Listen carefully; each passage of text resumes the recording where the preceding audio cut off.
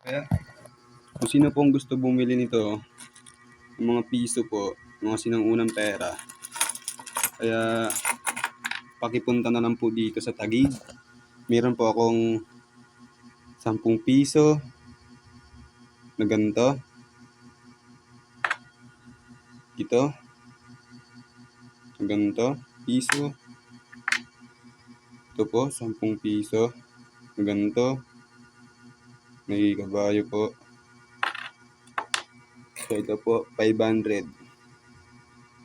Tsaka, ito po yung sa likod niya. Ito po, kalabaw. Tsaka, piso. Tsaka, 10 piso ulit po.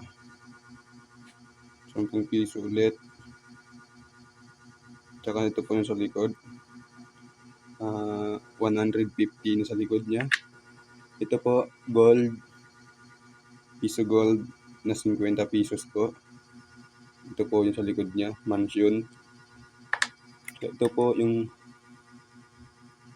piso na sa likod, agila, 50. Ito po, na piso na pinakamalaki. At ito din po, ewan ko po kung ano po ito. 5 piso po ito eh. Ito po, 2. Ito po yung sa harap.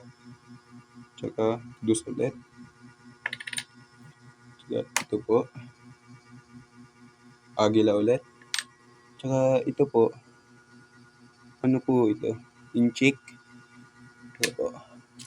Kung sino po ang gustong bumili niyan, pakipunta na lang po dito sa Taguig.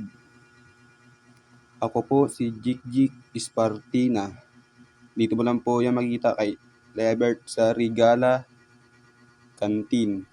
Po. Kung gusto niyo po ako makita, search niyo na lang po sa Regalas Canteen para makapunta po kayo rito. Maraming salamat po.